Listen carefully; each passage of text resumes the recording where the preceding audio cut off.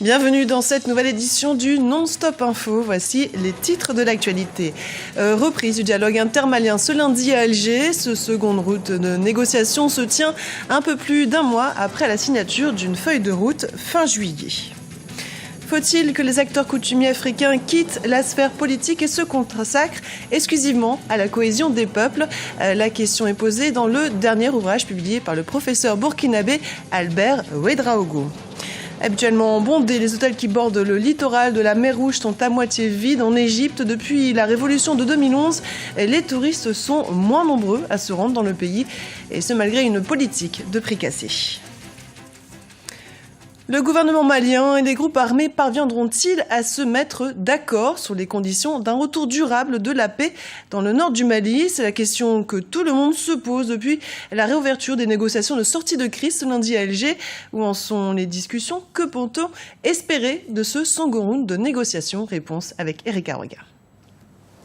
Reprise du dialogue intermalien à Alger. Ce lundi, le gouvernement malien et les principaux groupes armés ont retrouvé les tables de négociation en vue d'aboutir à un accord de paix définitif au Mali. À l'heure actuelle, la question essentielle reste le statut politique et juridique du territoire de l'Azawad au nord Mali. Il semblerait en effet, compte tenu des avancées des débats, que le statut de l'Azawad risque de poser problème. L'Azawad cherche une autodétermination alors que l'État malien ne veut pas en entendre parler et souhaite une unité territoriale entière du Mali. Il va falloir prendre date et que le problème chemine dans les têtes et que progressivement les différents partis, en évitant d'aller à un clash, essaient progressivement de dessiner le contour de ce que pourrait prendre comme forme le statut de l'Azawad. Les populations maliennes attendent beaucoup de la deuxième phase des négociations d'Alger. Pour le journaliste Ibrahim Koulibaly, la communauté internationale pourrait jouer un rôle important pour le retour de la paix au Mali. Difficile de le dire, mais c'est le souhait exprimé par toutes les parties, à commencer par le négociateur, la tête de file des négociateurs, l'Algérie, le Burkina, la CEDEAO. Donc aujourd'hui, la communauté internationale est vraiment décidée à aider le Mali à sortir de cette crise. Donc ils sont tous présents en Algérie. Donc je voudrais quand même que le gouvernement de la République du Mali montre patte blanche pour pouvoir aller rapidement à des accords définitifs. Et maintenant, est-ce que le gouvernement malien et les différents mouvements vont pouvoir s'attendre sur le statut particulier qu'ils demandent? Parce qu'à Bamako, ici, les populations sont très hostiles à quelque statut que ce soit, en tout cas pour la région de l'Azawad. Les discussions devraient se poursuivre ce mercredi. 4 commissions ont été créées pour traiter des questions politiques, des questions sécuritaires et de défense, des questions de justice et de réconciliation et de développement économique. Au Burkina Faso, le professeur Albert Ouedraogo de l'université de Ouagadougou vient de publier un ouvrage intitulé « Démocratie et chefocratie ou la quête d'une gouvernance apaisée au Faso ». Un essai qui recommande l'établissement d'un statut particulier aux chefs coutumiers, un statut censé les éloigner de la sphère politique pour une plus grande cohésion sociétale. Reportage de notre correspondant, Wedjam Valentin Comporé. La chefferie coutumière burkinabé doit être institutionnalisée. C'est ce qui ressort de l'ouvrage « Démocratie et chefocratie ou la quête d'une gouvernance apaisée au Faso », un essai du professeur Albert Ouedraogo de l'université de Ouagadougou. Cet ouvrage souligne la nécessité de l'impartialité politique de la chefferie traditionnelle au Burkina Faso. Pour l'auteur, il est temps que ces acteurs coutumiers quittent l'arène politique pour se consacrer à la cohésion des peuples. Le sens même de notre ouvrage, c'est d'amener à désarmer les chefs par rapport à leur adhésion dans les partis politiques, puisque les chefs, par essence, ne doivent pas être dans tout ce qui est partisan, aussi bien sur le plan politique que sur le plan religieux.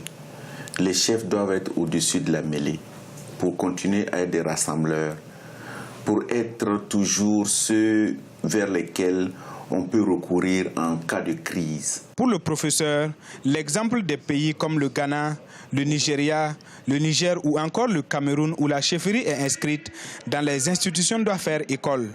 Aussi, l'auteur propose que le président élu du pays prête serment devant les ancêtres, des propositions selon lui qui visent à renforcer la démocratie. Moi, j'ai trouvé le titre de l'ouvrage paradoxal, si vous voulez. Comment concilier la démocratie qui est d'essence populaire et la chefferie qui est d'essence élitiste.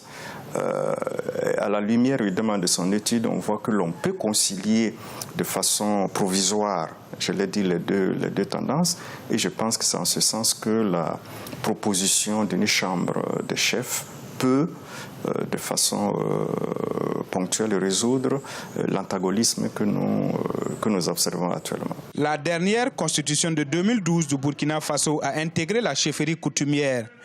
Une constitutionnalisation qui pose aussi le problème des choix des chefs dans un pays où sa désignation a souvent suscité des conflits dans certains villages.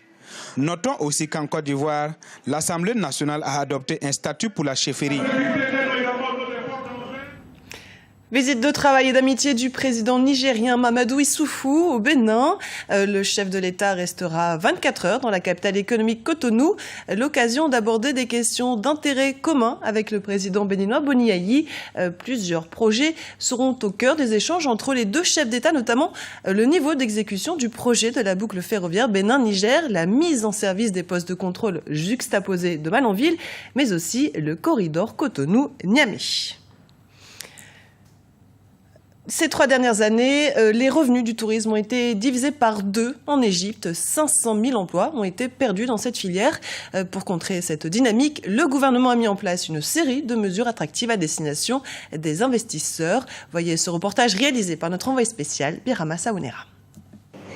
En Égypte, les autorités veulent donner un nouvel élan à l'activité touristique. Le tourisme contribue actuellement à 11,3% du PIB du pays et rapporte 14,4% des recettes en devises. Des chiffres qui sont en baisse par rapport aux années précédentes.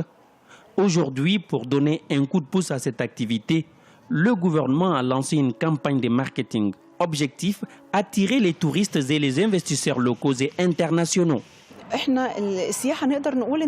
Nous pouvons affirmer que la reprise dans le secteur touristique est effective, ce qui montre que nos techniques de marketing portent. Il y a de petits plus, de personnes qui réfléchissent, des études et analyses marketing qui sont menées pour chaque événement. Le secteur touristique a été durement touché par les événements qui ont secoué le pays depuis 2011. Beaucoup de travailleurs du secteur ont souffert à travers des attaques sur les destinations touristiques. Aujourd'hui, les autorités veulent tourner définitivement la page de ces événements malheureux. Les acteurs espèrent un bon retour de la croissance de l'activité touristique. Bien sûr, nous souffrons encore de la crise d'une manière ou d'une autre. Ce n'est pas à cause d'une seule crise, mais de plusieurs crises qui se sont enchaînées. Pour nous ici, en tant que société, nous avons été touchés dans notre volonté de préserver les services pour la petite ville que nous gérons actuellement. Toutefois, nous allons améliorer nos services. C'est coûteux, mais si nous voulons poursuivre, nous devons poursuivre nos efforts. Pour contribuer efficacement à la promotion du tourisme en Égypte, le gouvernement a déjà vendu 5 parcelles de terre sur la côte de la mer Rouge et prévoit de lancer de nouvelles opportunités d'investissement aux investisseurs locaux et internationaux. Et puis une brève économique pour clôturer ce journal. Un forum économique se tient le 9 septembre prochain à Casablanca, au Maroc, sur le thème Cap Guinée, une économie à construire, des opportunités à saisir. Cette rencontre économique vise à présenter les opportunités d'investissement et de co-investissement entre le Maroc et la Guinée. Plusieurs projets publics et privés y seront présentés. Ce journal a été préparé par l'ensemble de la rédaction. Merci pour votre fidélité. Dans un instant, une nouvelle édition du Non-Stop Info sur Africa 24.